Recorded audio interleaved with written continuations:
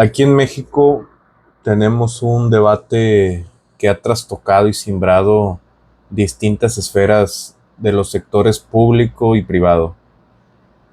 También ha introducido el debate en los medios académicos, en los medios de comunicación, y es la fuerte crítica eh, hacia el modelo neoliberal.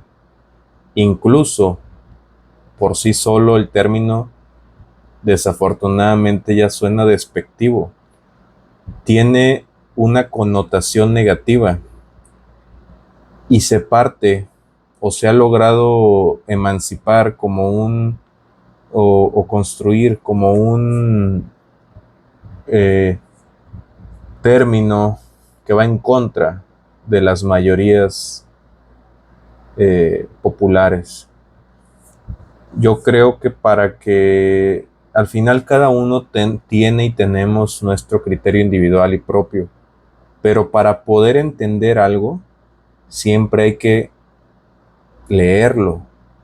Para poder profundizar de un tema, yo creo que es una ingenuidad forjarse un criterio a raíz de nada, a raíz de lo que alguien me dijo, a raíz de lo que alguien que dice que leyó a alguien me dijo.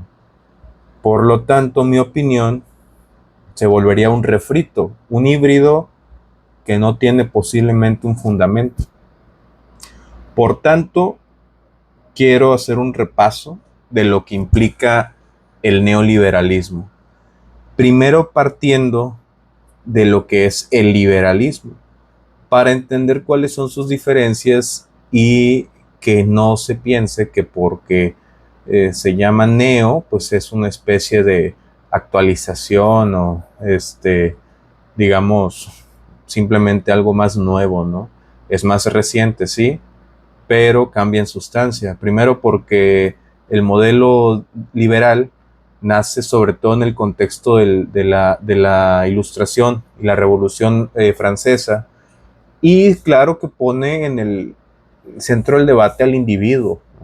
Las sociedades se componen por individuos y es el comportamiento individual el que va a ser en mayor medida o va a tener mayor impacto en la sociedad en su conjunto. Se parte del el precepto de que el individuo es una persona egoísta, y esto también puede tener una connotación negativa, pero creo yo que no debería. ¿Por qué? Porque es natural que el individuo, por términos de supervivencia individual, tenga que satisfacer primero sus necesidades propias si después quisiera ayudar a los demás, ¿no? Pero con solo satisfacer sus necesidades individuales, ha quedado comprobado, o al menos eso dijeron los liberales, que puede tener un mayor impacto. Ejemplo, los liberales decían, especialízate en tu actividad profesional. A lo mejor podía ser un manufacturero, un textilero, y sobre todo la gran mayoría de la gente tenía únicamente sus manos como método de generación de riqueza y de subsistencia individual. Entonces, al obtener un ingreso derivado de la explotación de mi trabajo, pues tenía un recurso económico monetario para hacer frente a mis necesidades individuales. Ese es lo que constituyó la lógica de un sistema industrializado, economías que empezaron a industrializarse masivamente y que por lo tanto generaban incentivos para que se produjeran mercancías, dado que había clases sociales que podían asumir, renunciando, aparte de ese ingreso, pues al consumo de bienes y servicios. Y los empresarios, por lo tanto, podían llevar a cabo expansiones y emplear a más gente. Eso fue en general. El neoliberalismo está en un contexto mucho más reciente y sobre todo después de la Segunda Guerra Mundial. Se habla de que el Estado es más eficiente haciendo algunas cosas, perdón, que el mercado es más eficiente que el Estado haciendo algunas cosas. El Estado debería centrarse únicamente, ya dicen los postulados teóricos más cargados al neoliberalismo, debería encargarse únicamente de la impartición de justicia y de la recaudación de impuestos, no más, y la defensa nacional. Por tanto, de esta parte donde un estado mínimo a un estado totalitario, pues hay toda una matiz de posibilidades y es donde, como siempre, la teoría parte de los extremos y es la realidad la que se mueve en este pues vaivén, ¿no? De realidades matizadas. Pues no podemos pasar del negro al blanco sin pasar por toda la escala de grises, ¿no? Y es ahí donde creo yo se ubican casi todas las economías del mundo en la actualidad. Entonces, ¿cómo llega México al modelo neoliberal? Bueno, no hay que olvidar que México en su etapa más productiva, que pueden ser los 70s y 80s, lo que se le llamó el milagro económico, más bien en los 60s y 70s, pues es un modelo de que hay mucho Estado, la participación del Estado es vigorosa, la participación del Estado es en diversas empresas paraestatales, tienes a un Estado no solamente interventor y regulador, sino productor, de alguna manera el modelo de industrialización por sustitución de importaciones, es decir, producir mercancías mexicanas a costa de no importar mercancías extranjeras, pues bueno, fomentó la empleabilidad de la gente, el aumento de los salarios, empezó un hito de consumo, la gente empezó a endeudarse, pero eventualmente tronó la deuda tanto pública como privada y bueno, es ahí, sobre todo en el sexenio del presidente López Portillo, con la privatización y la nacionalización de la banca, pues que genera ahora sí que un quiebre, ¿no? Un parteaguas en lo que es la historia económica mexicana y estos últimos años de los 70s y luego el 81, 82, pues terminan siendo prácticamente pues se sepultó los siguientes 10 años la economía mexicana.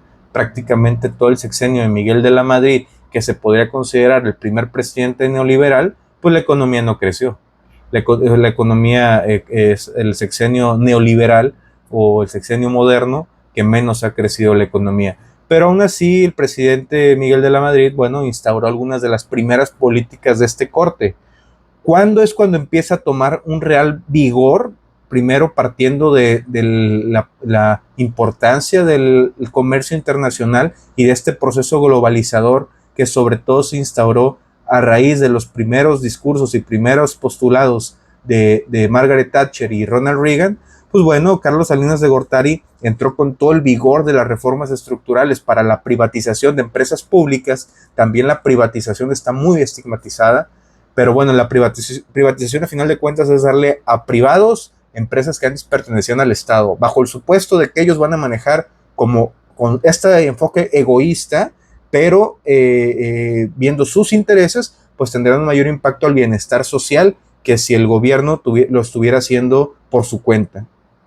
Entonces, pues bueno, se firma el Telecán, que tiene pues distintas críticas y distintas también postulados positivos, pero viene el año 94, ¿no? Un año completamente complicado para la economía mexicana. Es un año donde primero, bueno, están el levantamiento del Ejército Zapatista de Liberación Nacional, el asesinato de un candidato a la presidencia de la República en México, el asesinato del uno de los máximos líderes políticos y presidente del partido en el poder, y la crisis económica, el llamado error de diciembre.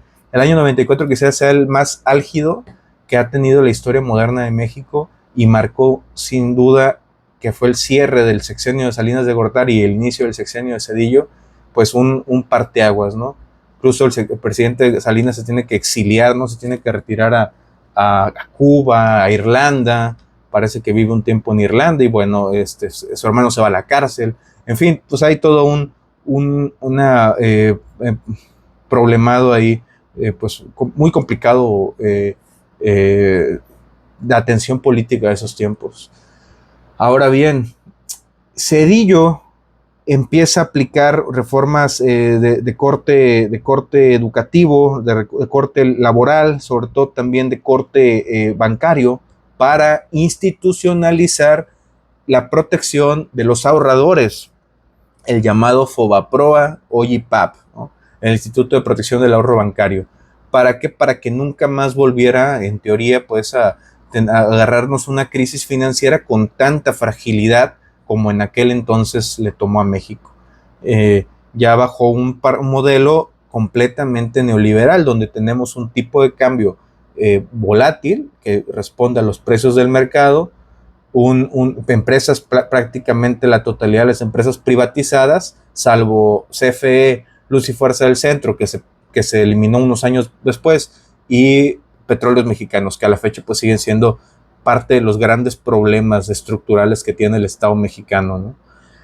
Y bueno, prosigue el modelo, empieza a madurar, pero entra por primera vez en la historia de México otro partido al poder, ¿no? El Partido Acción Nacional asume del 2000 al 2012 con sus dimes y diretes, pues el poder en México.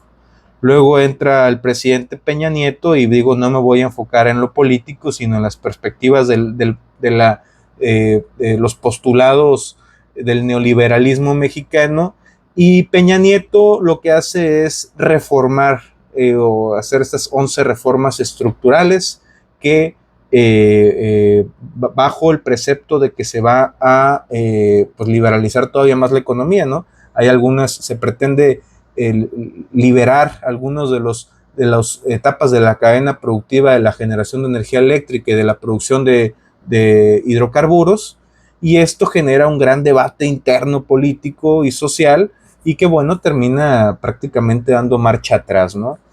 Eso sobre todo sería quizá el principal postulado. El sexenio de Peña Nieto tiene grandes éxitos en la aumento de la base gravable, ya que los precios del petróleo en el mundo bajan radicalmente desde tiempos de Calderón a $100 promedio a 60, $50, y bueno, siendo México un país petrolero, tuvieron que asumir por otro tipo de conceptos, pues bueno, los ingresos tributarios y no tributarios del Estado mexicano, ¿no? Es como fue pues la creación de nuevos impuestos, sobre todo el aumento de la base gravable. Y bueno, Peña Nieto tiene tuvo gente en el SAT muy inteligente que pudo aumentar significativamente la base gravable. Sin embargo, pues también endeuda al país significativamente y tiene ahí algunos contrastes que su pues política reformadora tuvo costos muy altos, ¿no? A corto plazo. Y en el largo plazo, pues algunos simplemente no van a madurar. El presidente López Obrador termina el discurso del periodo neoliberal. Sin embargo, guarda ciertas particularidades porque pues no renuncia a un modelo tributario, ¿no? No renuncia a un modelo donde no aumenta impuestos, aumenta la deuda también significativamente, pero lo hace desde la óptica de los programas sociales, que hay que subsidiar a las clases más, a los deciles más pobres, ¿no? del país. Y bueno, con su óptica de la economía moral, donde se partía de que el crecimiento de la economía no tenía tanta importancia, o al menos así lo externaba el presidente López Obrador, sino el desarrollo de la economía. Sin embargo, aquí se entra en una contradicción porque usualmente el desarrollo no puede darse sin crecimiento. Puede haber crecimiento sin desarrollo, pero no desarrollo sin crecimiento es muy complicado, ¿no? Entonces, pues bueno, el intento por de reducir la brecha de desigualdad y sacar a más gente de la pobreza, pues también ha quedado como parte de la semblanza o de la historia de lo que habrá sido el sexenio de López Obrador. Y así es como habrá evolucionado este modelo neoliberal que yo considero que sigue vigente. Un modelo neoliberal enfocado en construir un estado de bienestar. Pero yo creo que ni el modelo neoliberal se ha dejado, ni el estado de bienestar se ha alcanzado. Creo que seguimos en algunas contradicciones estructurales del sistema que requieren profundas reformulaciones, primero de la filosofía política que guarda México, de la economía política que guarda México, y sobre todo también de cuáles son nuestras consideraciones a largo plazo, dejar de pensar a 6 años y empezar a pensar a 60 años al menos, para ver qué es lo que quiere México, al menos en los siguientes 60 años. Eso sería más o menos como que mi mi lección de lo que yo podría comentar acerca del neoliberalismo para no hacer este video más largo, pero sin embargo deja muchas enseñanzas y sobre todo deja muchos cuestionamientos en cómo, en qué es lo que se espera en los siguientes años para el país y sobre todo para las y los personas que integramos este país. Muchas gracias por